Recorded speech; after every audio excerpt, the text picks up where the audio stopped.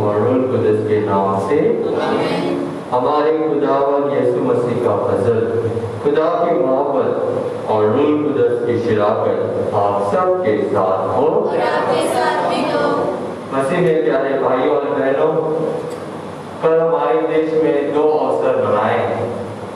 एक तो है कल मदर तेरेसा का दिवस, जो एक विदेशी होते हुए भी हमारे देश में आई, गरीब जनों की सेवा की, एक संस्था की शुरुआत की और इस तरह हमें दिखाया है कि कैसे हम गरीबों की सेवा कर सकते हैं। और दूसरा कौन सा अवसर था? Teachers day. तो बच्चे स्टूडेंट्स है तो खुशी से टीचर्स डे मनाते हैं। आप टीचर से खुश होते हैं या गुस्सा करते हैं? क्योंकि वो हमें मारते हैं, पीटते हैं। हमारे ज़माने में पिटाई होती थी, अभी तो टीचर्स हाथ भी नहीं लगा सकते। तो लगभग 5-6 साल की खबर है कि तमिलनाडु में एक स्टूडेंट ने अपने टीचर को चाकू से वार करके मार डाला। तो ये शायद एक थोड़ी ही घटनाएं होंगी, लेकिन ये हमारी परिस्थिति दिखाता है कि आज हमारे टीचरों के प्रति स्टूडेंट्स के दिलों में वो सम्मान, वो इज्जत या वो प्यार शायद नहीं रह गई है। तो आइए हम दुआ करें, जो भी गलत है हमारे समाज में उसके ऊपर उठे, उसे छोड़ दें। और आज के वचन के द्वारा खुदा में बुलाता है कि हमारे समाज में जो बुरा हो रहा है और जो भी बुरा करते हैं उसे सावधान करें और उसे सही रास्ते पर लाने की कोशिश करें। ये सच है कि हमारे समाज में जब इंसान पाप में या अपराध में गिर जाता है तो हम उसे दोष के पत्थर मार फेंकते हैं, लेकिन इससे पहले कई बार हम ही उसके रास्ते का कांटा या उसके रास्ते पर पत्थर बन के उसे गिरा देते हैं। एक कहावत है, जब कोई उंगली दूसरी की तरफ दिखाता है तो 3 उंगलियां अपनी तरफ ही होते हैं। तो कई बार हम दूसरों को तो ठीक करने के लिए आगे बढ़े हैं, लेकिन हमारे जीवन में जो गलतियां हैं, जो पाप हमने किए हैं, क्या उसे छुटकारा पाने की हमने कोशिश की है?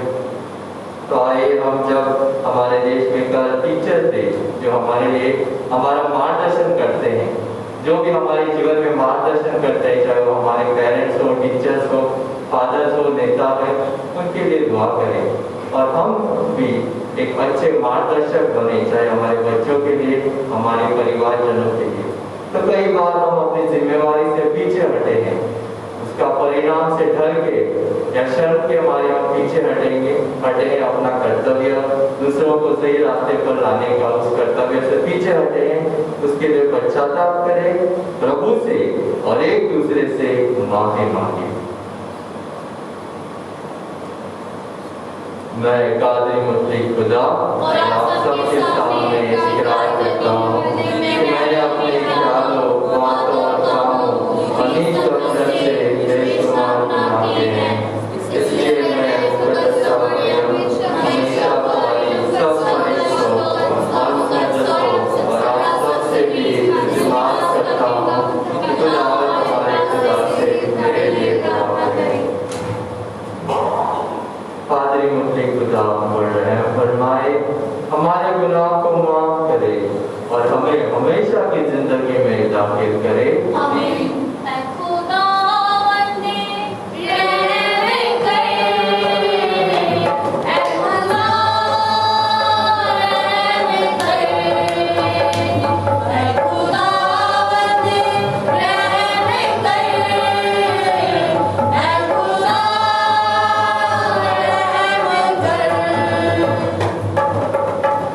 हम गुनाहगार हैं, आए पास तेरे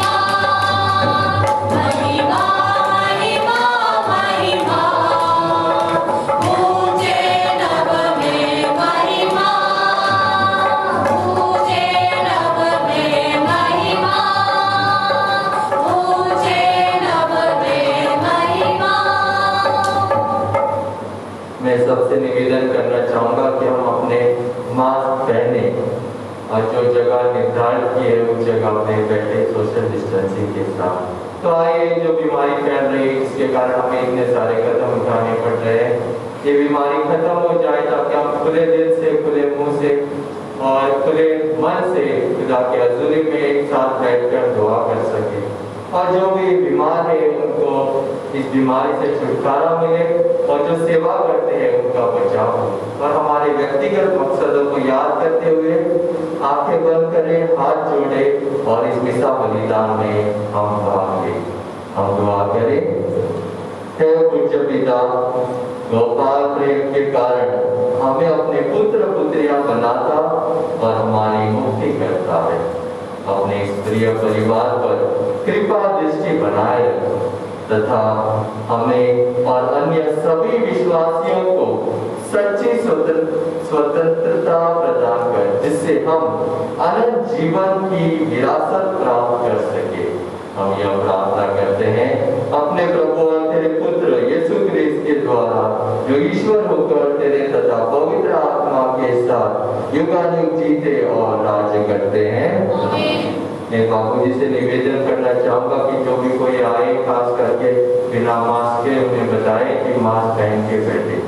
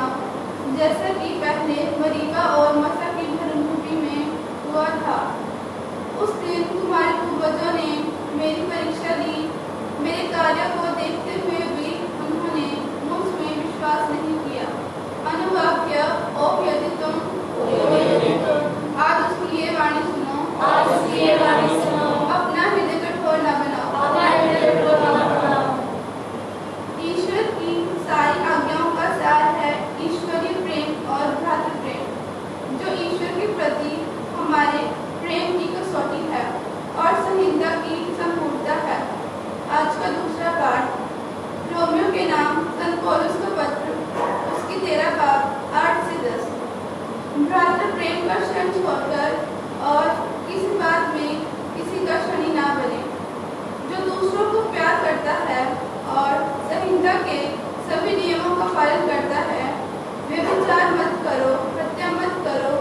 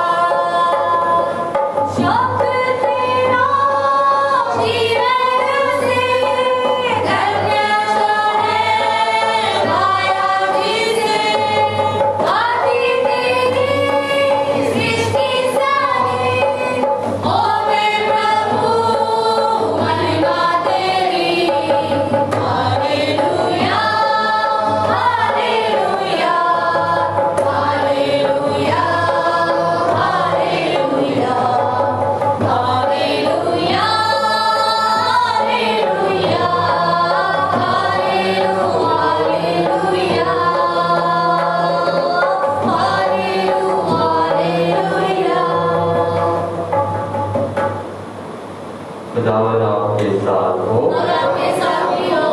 अंजिल मुकद्दस संत मत्ती के मुताबिक ऐ खुदावन तेरी तमजीद हो। इसका 18वां भाग 15 से 20 तक। Matthew chapter 18 versus 15 to 20। यदि तुम्हारा भाई कोई अपराध करता है तो जाकर उसे अकेले में समझाओ। यदि वह तुम्हारी बात मान जाता है तो तुमने अपने भाई को बचा लिया। यदि वह तुम्हारी बात नहीं मानता तो और 2-1 व्यक्तियों को साथ ले जाओ, ताकि 2 या 3 गवाहों के सहारे सब कुछ प्रमाणित हो जाए।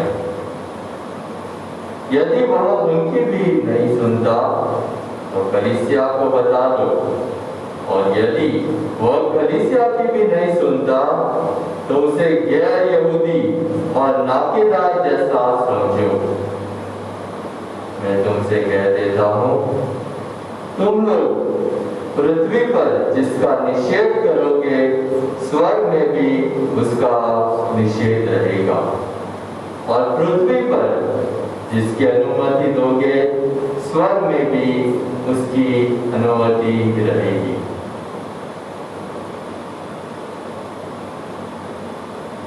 मैं तुमसे यह भी कहता हूँ, यदि पृथ्वी पर तुम लोगों में 2 व्यक्ति एकमत होकर कुछ भी मांगेंगे तो वह उन्हें मेरे स्वर्गीय पिता की ओर से निश्चय ही मिलेगा। क्योंकि जहाँ 2 या 3 मेरे नाम पे इकट्ठे होते हैं वहां मैं उनके बीच उपस्थित रहता हूँ। अंजिल मुकद्दस के वसीले से हमारी खताएं माफ की जाए।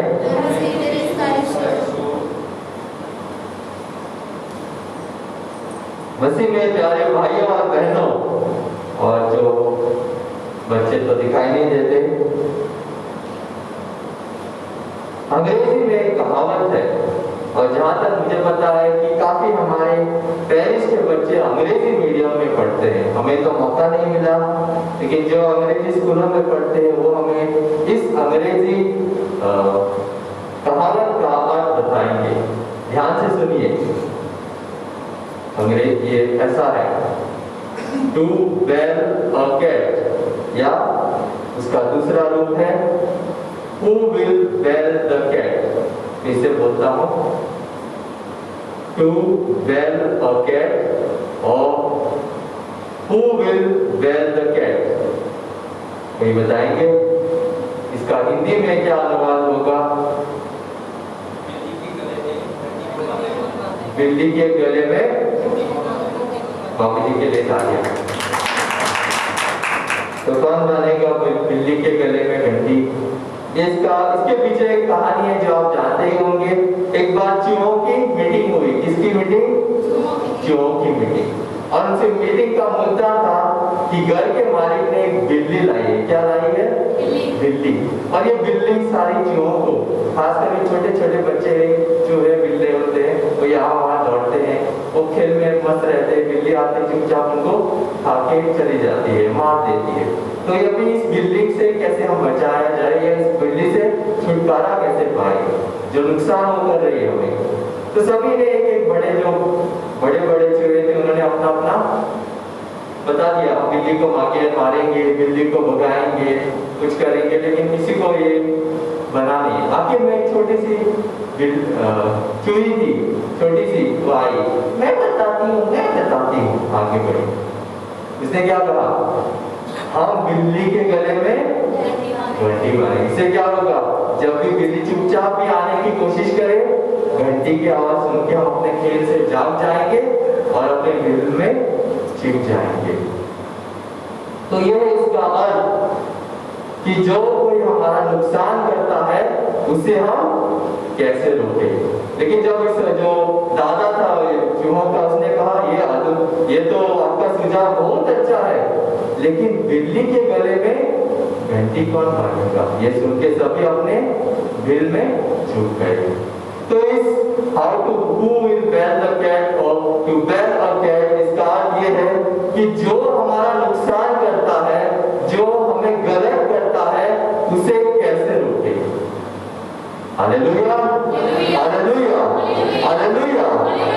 जो भी खुदा के घर में आए, खुशी से आए, अपने दोनों हाथ उठाकर हालेलुया, हालेलुया, हालेलुया। तो आज के वचन में भी हमें यही बताया गया है, जो गलत कर रहा है उसे रोको और सही रास्ते पर लाओ। Hallelujah, hallelujah. तो आज के सभी बात, एक नहीं दो नहीं तीनों बात यही बोल रहे हैं, जो गलत कर रहा है उसे रोको और सही रास्ते पर लाओ। हमारे विरुद्ध जब कोई गलती करता है, गलत करता है, हम पर अत्याचार करता है, तो हम आवाज उठाते हैं, चाहे मीडिया के पास जाते हैं, अलग संगठन बनाते हैं और हमारी आवाज सरकार के विरुद्ध या सरकार के प्रति पहुंचाते हैं जब हमारे और अत्याचार होता है या गलत हम पर जो करता है तब। लेकिन क्या जब दूसरे पर गलत हो रहा है, दूसरों पर अत्याचार हो रहा है, तब क्या हम आवाज उठाते हैं? ये दूसरे मजहब का है, हमें क्या लेना देना, ये हमसे जुड़ा थोड़ी है, जो होना है होने दो। क्या कोई भी है यहाँ इंसान जब दूसरे पर गलत होता है, अन्याय होता है, अत्याचार होता है, क्या हम आवाज उठाते हैं? उठाते या नहीं उठाते? मास्क लगाकर हम चुपचाप बैठते हैं। लेकिन आज का दूसरा पाठ जो रोमियो के नाम से पौलुस का पत्र है, वो कहता है, हम पढ़ेंगे पहला आज का जो इज़ेकियल का ग्रंथ में से, इज़ेकियल ग्रंथ 33 भाग और 8 है। जिसके पास बाइबल हो, जो ईसाई है, बाइबल में विश्वास करते हो, अपना बाइबल खोले। किसी का पास बाइबल है? हाँ खोले। मानव पुत्र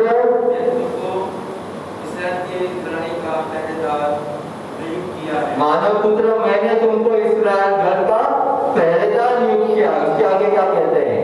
तुम मेरी बातें सुनोगे आगे और इस्राएलियों को मेरी ओर से चेतावनी दोगे। और उसके आगे यदि मैं किसी दुष्ट से कहूँ दुष्ट तू मर जाएगा और तुम मार्ग छोड़ने के लिए उसे चेतावनी नहीं दोगे, तो वह अपने पाप के कारण मर जाएगा। तो वचन क्या कहता है? अगर कोई दुष्ट आदमी, जो पापी आदमी अपने पाप के कारण सजा के तौर पे मर जाता है, तो उसकी मौत की जिम्मेवार कौन होगा? विश्वासी जिम्मेवार होगा। अगर आपने उसे सावधान नहीं किया, उसे गलत रास्ते से सही रास्ते पर नहीं लाया और वो अपने पाप में मरता है, तो उसकी जिम्मेवारी हम सब विश्वासी की होगी। Hallelujah, hallelujah. और दूसरे पाठ में हम पढ़ेंगे रोमियो के नाम से पौलुस का पत्र, उसका 13वां भाग 10 है। उसमें संत पौलुस कहते हैं कि जहां प्यार है वहां अत्याचार नहीं होगा, क्योंकि प्यार दूसरों पर अत्याचार करने नहीं देता और ना ही अत्याचार सहन करने देता है। Hallelujah, hallelujah. तो मसीह में प्यारे भाई बहनों, आज के इस दिन में हम पाठ पर मनन चिंतन करेंगे और देखेंगे कि कौन कौन से तरीके हम इस्तेमाल कर सकते हैं ताकि जब कोई गलती करता है, गलत कार्य करता है, उसे उस गलत रास्ते पर चलने से रोके और सही रास्ते पर लाने की कोशिश करें। तो मैं आपसे पूछना चाहूँ, ज्यादातर हमारे सामने दो रास्ते होते हैं। कौन से? पहला रास्ता जो हम जैसे कठोर लोगों का रास्ता होता है, कोई गलत काम करता है, गलती करता है, क्या कर रहा है, ये सही नहीं है, सही रास्ते करो, ऐसा करना चाहिए, तू बोला कितनी बार सुनता नहीं, उसे मार देते हैं। ये एक रास्ता है, मारो पीटो, उसकी कुटाई करो, सही रास्ते पर जाओ। दूसरा रास्ता, जैसे आप में से बहुत प्यारे लोग हैं जिनका रास्ता है, क्या हुआ बेटा, ऐसा नहीं करना चाहिए, जो नाना नानी का रास्ता है, कोई बात नहीं, हो गया, अगली बार सही करना। तो हमारे सामने दो रास्ते हैं, एक जो मजबूत जगह अखंड रहना, डांटना पिटाई करना, दूसरा रास्ता है थोड़ा प्यार से समझाना। तो मैं आपसे आपका व्यक्तिगत राय लेना चाहूंगा, इनमें से दो रास्तों में से आप कौन से रास्ते को अपनाएंगे? जो बोलते हैं कि कठोर रास्ता है वो अपना दाया हाथ पर उठाए, कठोर रास्ता अपनाएंगे। चलो, एक तो कोई है जो कठोर रास्ता इस्तेमाल करेंगे, डांटने वाला, पिटने वाला, और जो बोलते हैं प्यार से समझाएंगे, वो बाया हाथ उठाएंगे।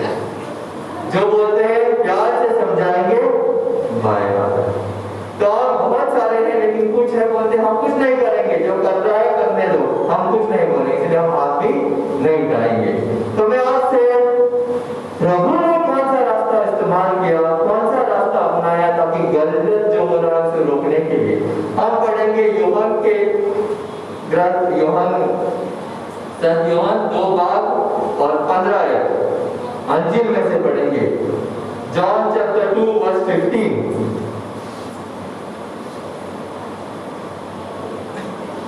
के पास बाइबल नहीं है,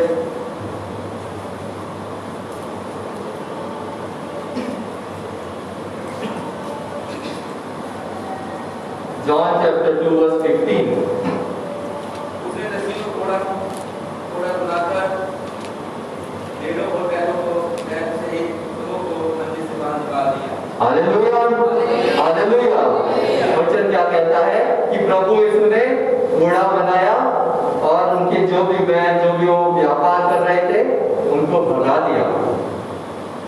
ये कौन सा दृश्य है कि व्यापारी व्यापार कर रहे हैं खुदा के हैकल में, और प्रभु यीशु को गुस्सा आता है, वो क्या करता है, रस्सी का कोड़ा बनाता है और उनको भगा देता। अब आप बताइए, ये प्यार वाला रास्ता है या कठोर वाला रास्ता है? आप बोल रहे हैं प्यार वाला रास्ता अच्छा है, लेकिन प्रभु यीशु ने खुद कठोर वाला रास्ता इस्तेमाल किया। मैं ये नहीं कह रहा हूं कि हम सब पर और सभी अवसरों पर कठोर वाला रास्ता अपनाना चाहिए, सच है। कुछ लोग बिल्कुल नरम होते हैं तो थोड़ा बड़े हो जाते हैं, टूट जाते हैं। तो हमने परिस्थिति और इंसान की प्रवृत्ति, उसका नेचर और उसका सिचुएशन देखकर, और वचन आज के अंजील में कहा गया अकेले जाओ, अकेले में उससे बात करो।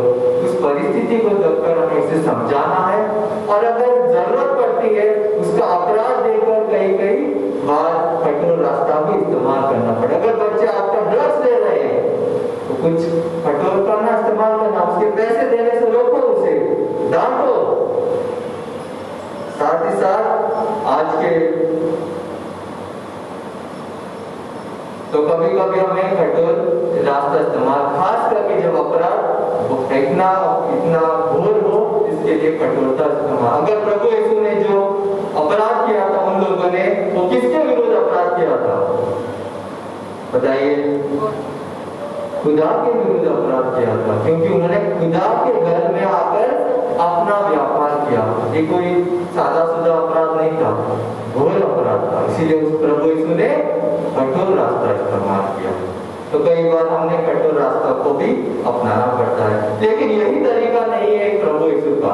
प्रभु यीशु के और कई तरीके हैं जिसके द्वारा प्रभु यीशु ने जो गलत हो रहा था उसे रोकने की कोशिश की और सही रास्ते पर लाने की कोशिश की। कोई उदाहरण देंगे जो पीछे बैठे हैं, बाइबल में से कोई उदाहरण देंगे जो प्रभु यीशु ने किस इंसान को गलत होने से रोक दिया और सही रास्ते पर लाए?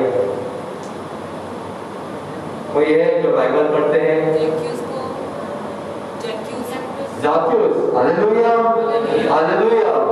मैंने भी यही उदाहरण लिखा है। हम पढ़ेंगे लूक 9:8 है, वही रहने आज नहीं पढ़ेंगे क्योंकि उदाहरण पहले से दिया है कि जाक्यूस, और इसमें लिखा है जाक्यूस कहता है, हम पढ़ेंगे 8। जाक्यूस एक छोटा आदमी था, लेकिन वो समाज के नजर में पापी था, क्योंकि वो टैक्स लेता था, लोगों को लूटता था, और वो प्रभु यीशु को देखना चाहता था। इसलिए वो कहाँ चढ़ा?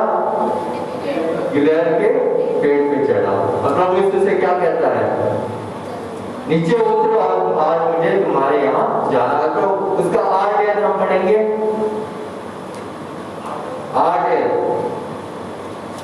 इसके बाद नगर देते और यीशु के राज्य का समाचार सुनाते रहे। 12 दिन के साथ में वो कुछ रानियां थी जो दुष्ट आत्मा और नहीं, लूका के अंजील में से 9 भाग और 8 है। Luke chapter 19 verse 8। हाँ, यहाँ पढ़ेंगे 19। हाँ, लूक चैप्टर 19 वर्स 8। तो जाक्यूस क्या कहता है? कुछ कहते हैं कि एलिस नगर को हुआ, तो कुछ लोग कहते हैं पुराने नबियों में से कोई जीव था। जैक्यूस ने दृढ़ता से प्रभु से कहा, प्रभु देखिए, मैं अपनी आधी संपत्ति गरीबों को दूंगा, और मैंने जिन लोगों के साथ किसी बात में बेईमानी की है उन्हें उसका चौगुना लौटा दूंगा। हालेलुया। दोनों हाथ उठाकर हालेलुया, हालेलुया। ज़ाकियस क्या कह रहा है? प्रभु, मैं अपनी आधी संपत्ति किसको दूंगा? गरीबों में बांटूंगा। हालेलुया। और अगर किसी के साथ बेईमानी की है तो 4 गुना उसे वापस करूंगा। हालेलुया।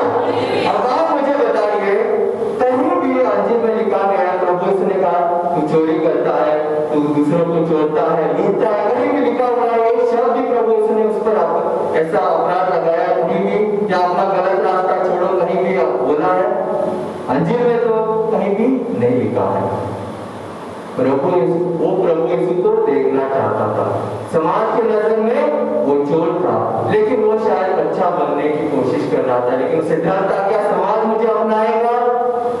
और उसने अपनी जो उत्साह है कम से कम प्रभु यीशु को देखने के लिए एक इशारा किया, पेड़ पे चढ़ा, और प्रभु यीशु ने कुछ नहीं किया, बस उसे अपनाया। वो जो इतना बड़ा पापी था समाज की नजर में, उसका दिल पिघल गया और उसने जो गलत रास्ता छोड़ दिया और पश्चाताप के रूप में अपनी आधी संपत्ति गरीबों पर बांटने की और 4 गुना जिसके विरुद्ध उसने बेईमानी की उसे लौटने की कोशिश की। कई बार समाज में ऐसे लोग हैं, समाज की नजर में ऐसे चोर है, अपराधी है, पापी है, जो सही रास्ते पर आना चाहते हैं, लेकिन डर है क्या समाज मुझे अपनाएगा। लेकिन वो कोशिश कर रहे हैं, इशारा भी दे रहे हैं हम सबको, हम वापस आना चाहते हैं।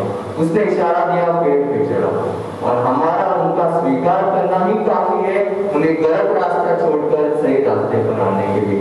कई बार हमारे जीवन में भी ऐसे भी दुश्मन होंगे जिन्होंने पुराने जमाने में या कई साल पहले हम पर अत्याचार किया होगा, गलत किया होगा, लेकिन आज शायद उनको पश्चाताप हो रहा है, लेकिन वो आपके पास वापस आना चाहते हैं, लेकिन डर है कि क्या ये मुझे माफ करेगा, क्या ये मुझे फिर से स्वीकार करेगा, चाहे मेरा बेटा हो, चाहे मेरा पिता हो, चाहे मेरी बेटी हो, कोई भी पाप किया हो जिसके कारण वो हमसे दूर चली गई है, लेकिन वो वापस आना चाहती है या वापस आना चाहता है। इशारे में आपको बता रही है, बता रहा है मैं वापस आना चाहता हूँ। क्या उसके लिए हम उससे स्वीकार करने के लिए हम अपने हाथ खोल रहे हैं? जैसे प्रभु यीशु ने उसे स्वीकार किया, शायद वो भी हमारे पास वापस आना चाहता है। और तीसरा हम उदाहरण देंगे यूहन्ना 8 और 11 है, जॉन चैप्टर 8 वर्स 11।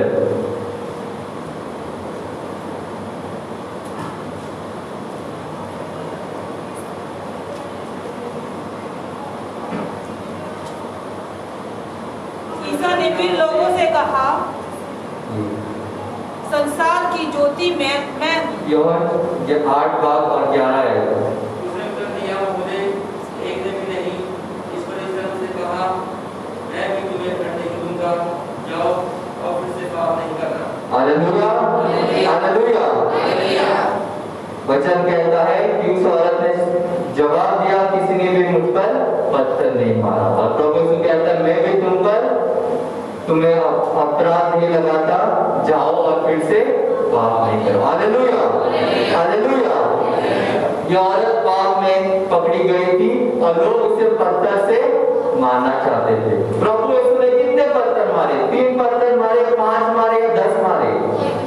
पक्का? मसीह में प्यारे भाई और बहनों, समाज में ऐसे भी लोग हैं जिन पर आज लोग अपराध दोषों तक के पत्थर मार रहे हैं। ये चोरी, ये चोर है, ये डाकू है, ये अपराधी है, ये लूटता है लोगों को, ये ऐसा है, वो ऐसी है।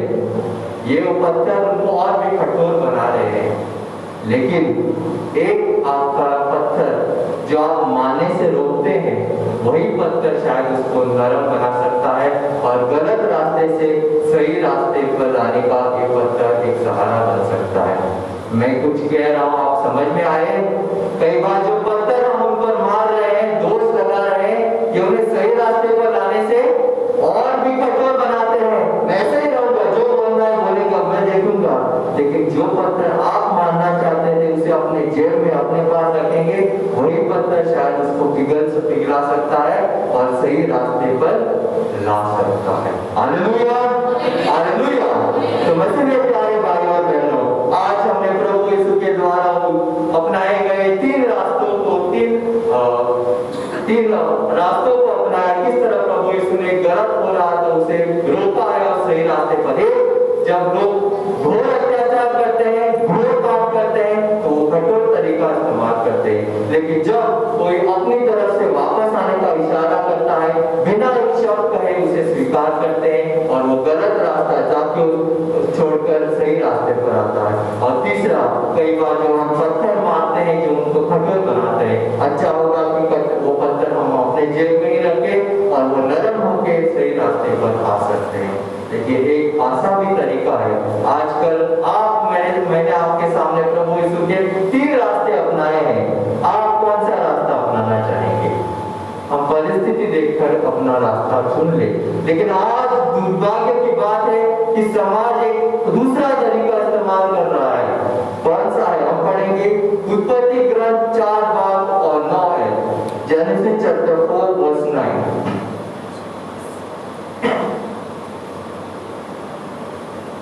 उत्पत्ति बाइबल का सबसे पहला ग्रंथ 4 भाग और 9 है।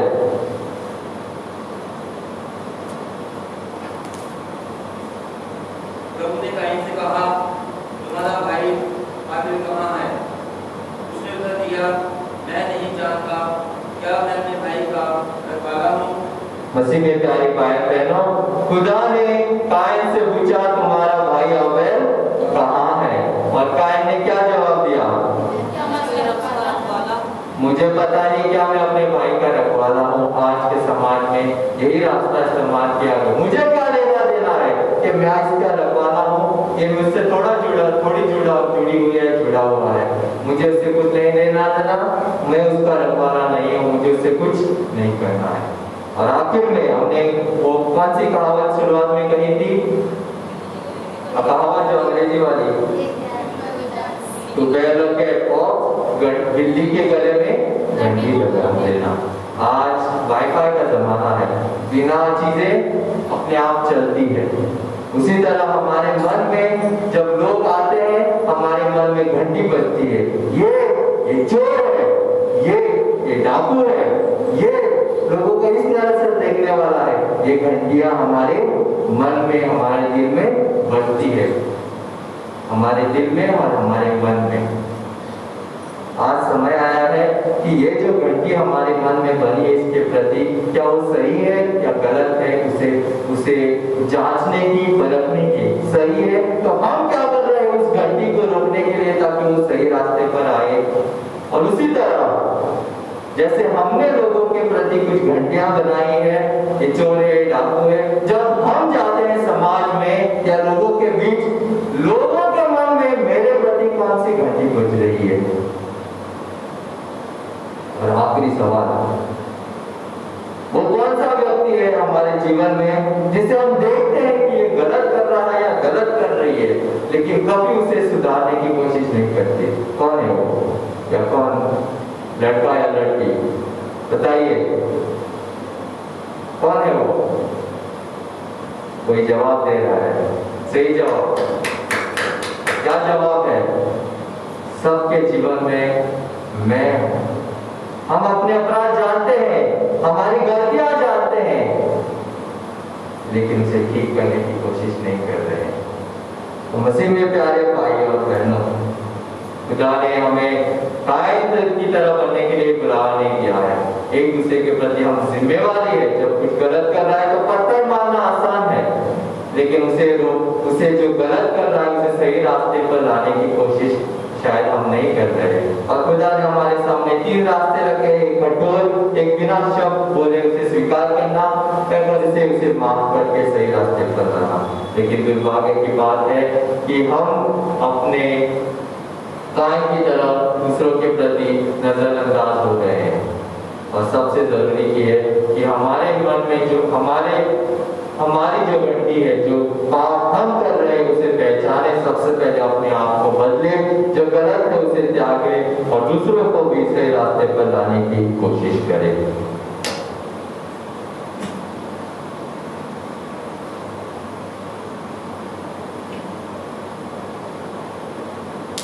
तो आइए इस समय हम सब खड़े हो जाएं और अपना ईमान प्रकट करें।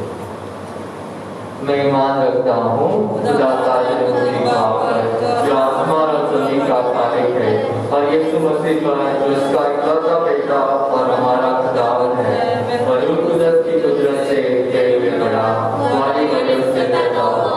उसने पोंतियुस पिलातुस काल में उठाया, मजलूम हुआ, मार गया, दफन किया गया, मस्जिद में उतरा, तीसरे दिन मृत्यु में से उठा, आसमान पर चढ़ गया और खुदा का बाप के दाहिने हाथ रहता है। हाथ से वो जिंदों और मुर्दों की अदालत के लिए आने वाला है। मैं ईमान रखता हूँ रूह कुदरत पर, पाप करने के कलीसिया, मुकद्दस की सेवा कर, गुनाहों की माफी, सबके जीतने और हमेशा की जिंदगी पर। आमीन। प्रिय भाइयों और बहनों, जीवन में किसी भी व्यक्ति का मार्गदर्शन करना हमारा कर्तव्य है। यदि एक सदस्य मार्ग से भटक जाता है तो उसे वापस लाना समुदाय की जिम्मेदारी है। हम उनके साथ अच्छा व्यवहार करें, जो गलती करते हैं उनको प्रेम से समझाएं और उनका सही मार्गदर्शन करें। इसके लिए तथा अपनी अन्य आवश्यकताओं के लिए ईश्वर से प्रार्थना करें और कहें, हे पिता हमारी प्रार्थना सुन। हमारे संत पिता, सभी धर्माध्यक्ष, पुरोहितगण एवं धर्म संघी कलीसिया का मार्गदर्शन सच्चाई, निष्ठा और उचित ढंग से कर सके, इसके लिए हम पिता ईश्वर से प्रार्थना करते हैं। अन्याय, अत्याचार और हिंसा की प्रवृत्ति से गरीब लोगों के अधिकारों और संपत्ति को लूटा जाता है और उनको दुख या क्लेश पहुंचाया जाता है। ऐसे गलत कार्य करने वालों को प्रशासन के अधिकारी प्रेम से समझाएं एवं सुधारें। इसके लिए हम पिता ईश्वर से प्रार्थना करते हैं। किसी भी व्यक्ति को कोई अपराध या गलती करने पर तुरंत दंड नहीं दिया जाए, बल्कि उसकी गलती का एहसास कराकर उसको अपने आप सुधारने का मौका दिया जाए। इसके लिए हम पिता ईश्वर से प्रार्थना करते हैं। मानव की गरिमा का सर्वत्र सम्मान किया जाए। किसी भी अपराधी को पर्याप्त साक्ष्यों के बिना तुरंत मृत्यु दंड नहीं दिया जाए, क्योंकि मनुष्य का न्याय करना और दंड देना केवल ईश्वर का कार्य है। इसके लिए हम पिता ईश्वर से प्रार्थना करते हैं। इस मिसा समारोह में उपस्थित सभी ख्रिस्ती विश्वासी पड़ोसी प्रेम को बढ़ावा दे सके, जिससे संत पौलुस का कथन पूरा हो जाए। वह कहते हैं कि पड़ोसी से प्रेम कर कोई अन्याय नहीं करता। इसके लिए हम पिता ईश्वर से प्रार्थना करते हैं। हे पिता हमारी प्रार्थना सुन। हे स्वर्गीय पिता ईश्वर, हम तेरे पुत्र यीशु को हमें देने के लिए तुझे धन्यवाद देते हैं, जो एक भले चरवाहे के रूप में अपनी खोई हुई भेड़ की खोज में जाते हैं। वह सभी को बचाना चाहते हैं, यहाँ तक कि अंतिम अपराधी को भी। हमें यह अनुग्रह प्रदान कर कि हम उनके बताए मार्ग पर चलते हुए अपने गंतव्य स्थान तक पहुंचकर उनसे अनंत पुरस्कार प्राप्त कर सके। हम यह प्रार्थना करते हैं प्रभु क्रिस्त के द्वारा। आमीन। हम चढ़ावे का भजन देंगे।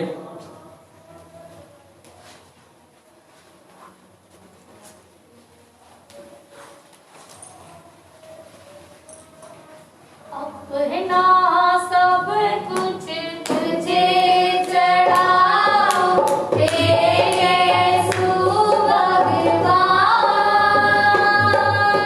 जीवन अपना तुझसे मिलता, क्रिस्त यीशु भगवान, क्रिस्त यीशु भगवान। अपना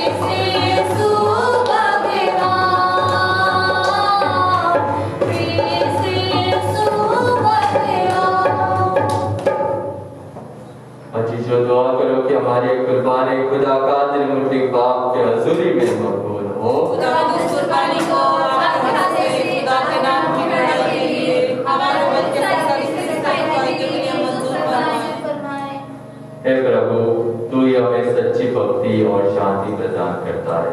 दयापूर्वक हमें सहायता दे कि हम इस भेंट द्वारा श्रद्धा पूर्वक तेरी महिमा करें और यूकरिस्ट ग्रहण करने से आपस की एकता में बढ़ते जाए। हमारे प्रभु क्रिस्त के द्वारा आमीन।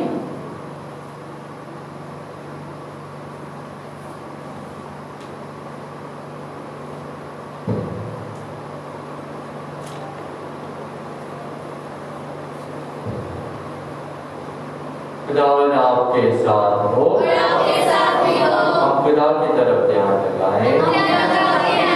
हम खुदावन अपने खुदा का शुक्र करें। विकास का दुरुस्त है।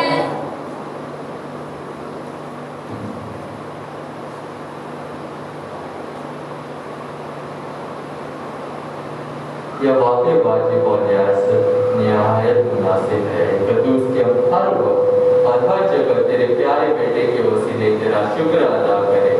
वह तेरा कलमा है, उसी कलमा के जरिए तूने सब कुछ बनाया। तूने उसे भेजा कि हमें छुड़ाए और बचाए।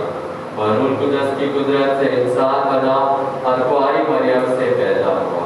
उसने तेरी मर्जी पूरी करके और तेरे लिए पाक मत फरमा करके दुख सहते वक्त अपने हाथ फैलाए ताकि मौत को तबाह करे और क़यामत को ज़हूर में लाए। इसलिए हम फरिश्तों और मुक़द्दसों के साथ हम आवाज़ होकर यह कहते हुए तेरा जलाल जाहिर करते हैं। पावन अति पावन प्रभु ईश्वर अखिलेश्वर। पावन अति पावन प्रभु ईश्वर अखिलेश्वर। स्वर्ग धराके कोने कोने पूछे तेरा नाम। परमेश्वर की महिमा गरिमा फैलती रौनक। फैलती रौनक। अति पावन प्रभु ईश्वर अखिलेश्वर। पावन अति पावन प्रभु ईश्वर अखिलेश्वर। धन्य है वो जो आता है परमेश्वर के नाम। परमेश्वर की महिमा गरिमा फैलती रौनक। फैलती रौनक।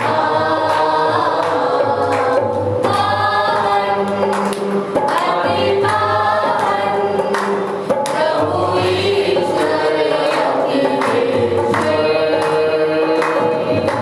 पावन अति पावन प्रभु ईश्वर अखिलेश्वर।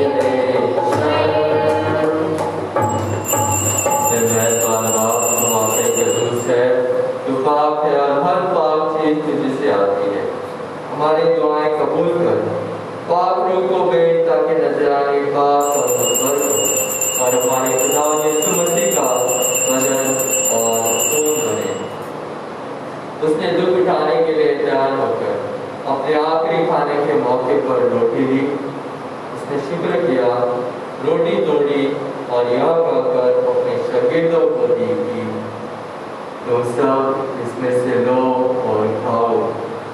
यह मेरा बदन है जो तुम्हारे लिए किया जाएगा।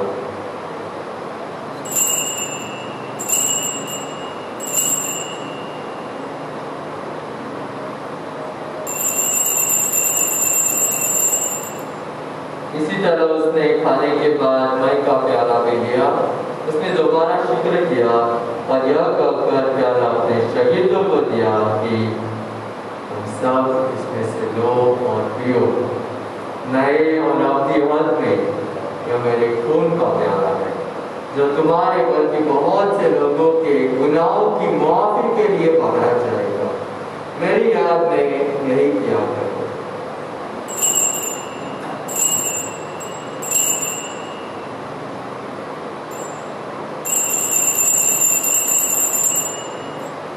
हमारे ईमान का भेद है खुदावंद, हम तेरी मौत का ऐलान करते हैं,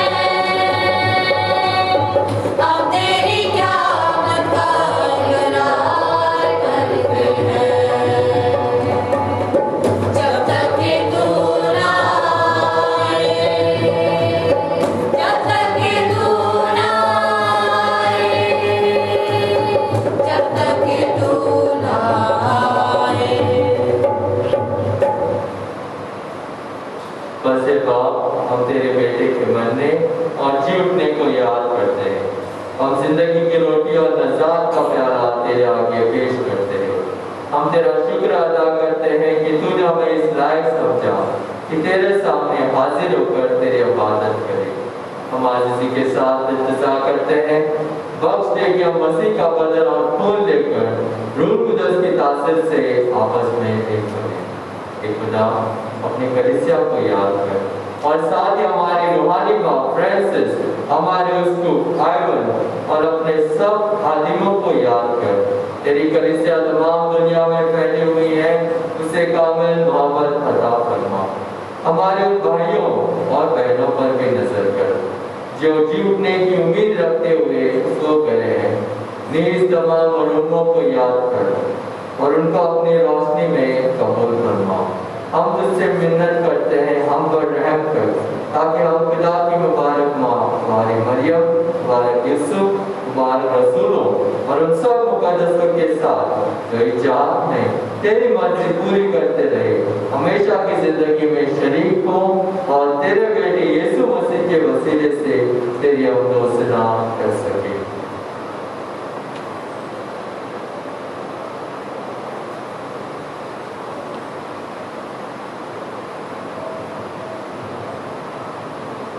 उसी के जरिए, उसी के साथ और उसी में कुछ कादिर मुतलक खुदा बाप को रूह कुदस की वहदानियत में कामिल इज्जत और ताजीम शान हमेशा से हमेशा तक आमीन।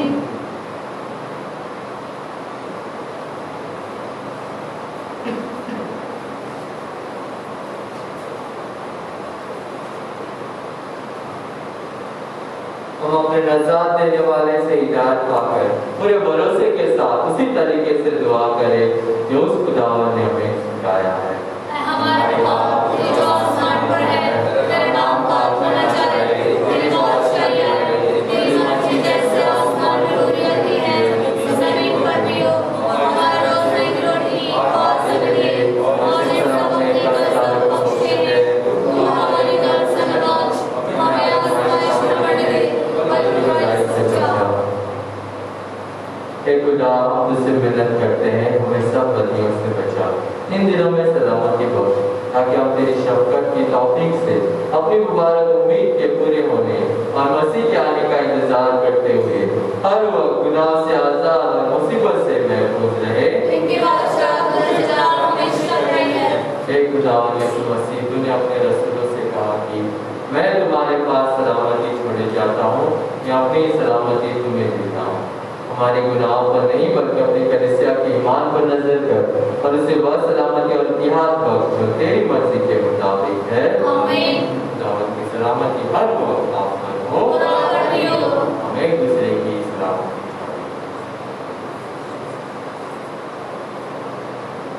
खुदा के बारे तुझे जहां के गुनाहों को उठाने चलता है, हम उदाहरण कर।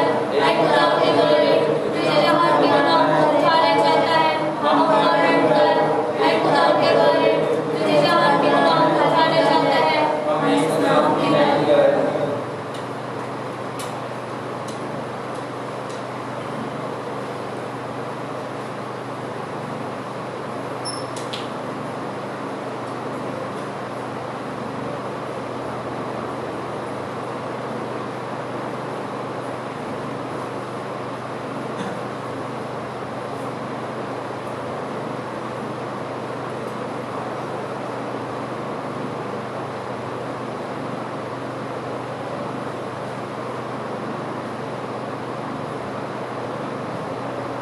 यह है खुदा का बलराम जो जहान के गुनाह को उठाए जाता है। मुबारक है वो जो मरने की जियाफत में बुलाए गए।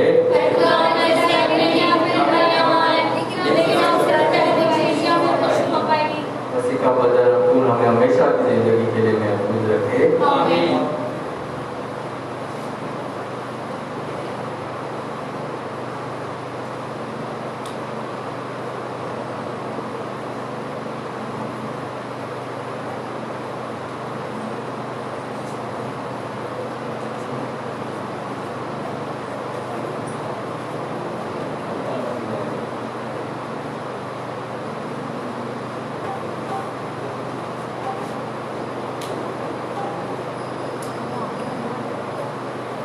मसीह में प्यारे भाई बहनों, जैसे आप लोगों को बताया गया होगा कि हम हाथ चढ़ाकर हाथ पर देंगे। इसका तरीका है कि बायां हाथ ऊपर और दायां हाथ नीचे, और इसे बायां हाथ पर ग्रहण करना है, दाएं हाथ से उठाकर ग्रहण करना है। साथ ही साथ आने से पहले कई बार हो जाते हैं, आप लेते हैं बीच में मास्क आ जाता है, तो आते समय आप उतार के या नीचे कर सकते हैं, ताकि बिना दिक्कत के आप हाथ चढ़ाकर भक्ति से ग्रहण करें।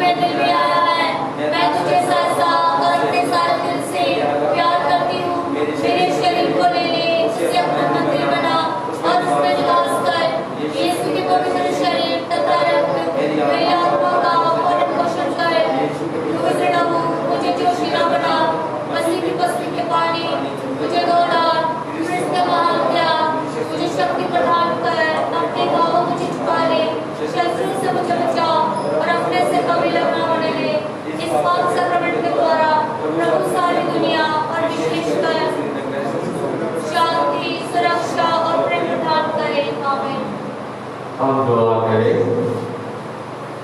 हे पूज्य पिता, तो अपने शब्द और संस्कार से भक्तों को भरण पोषण करता तथा उन्हें जीवन देता है, तेरे परम प्रिय पुत्र के इस अमूल्य दान का हम पर ऐसा प्रभाव पड़े कि तेरे पुत्र के जीवन के सहभागी अनंत काल तक बने रहे।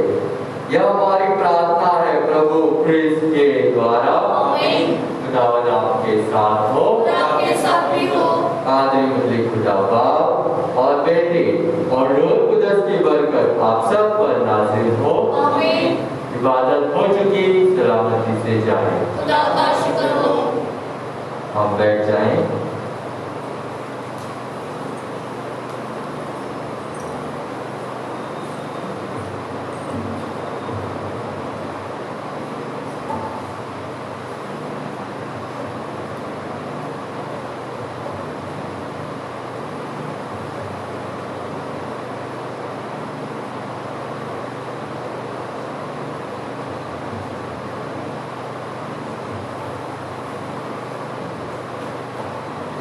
आज 6 तारीख सितंबर की थी साधारण काल का 23वां एतवार।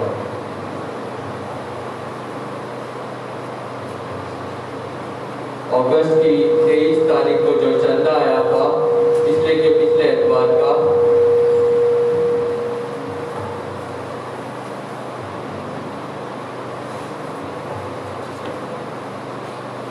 उसका 1502 रुपये, सॉरी 1475 रुपये, और पिछले एतवार का जो चंदा आया 1502 रुपये।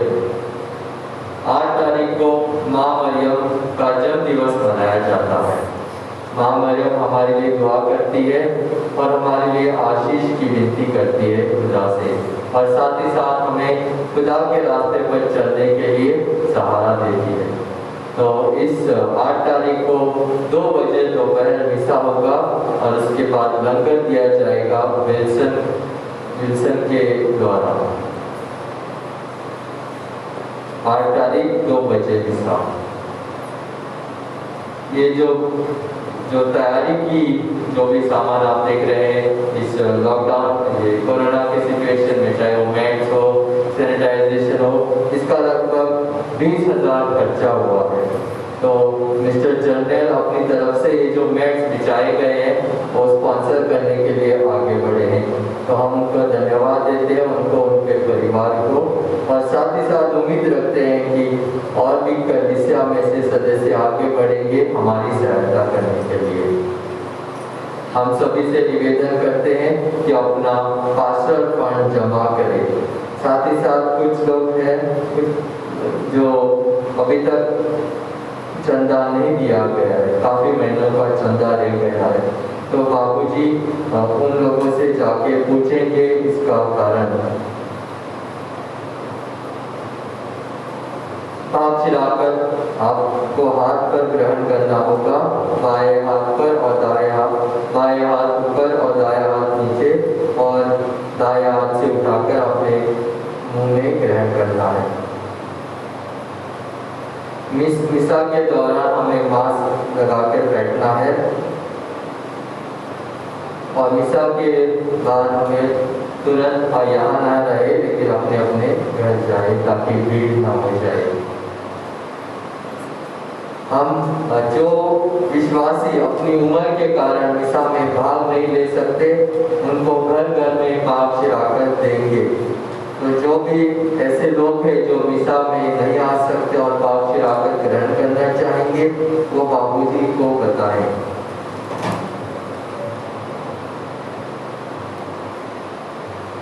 ध्यान में रहे कि ये पूरी कलीसिया के परिवारों को अलग अलग ग्रुपों में बांटे गए, ए, बी और सी। वो ग्रुप आपका वही रहेगा, लेकिन हर संडे टर्न बदल जाएगा आपका टाइमिंग। तो ध्यान रहे कि वही टाइमिंग आप देखें और उस टाइमिंग के मुताबिक आप मिसा में भाग लें। हम आखिरी भजन गाएंगे।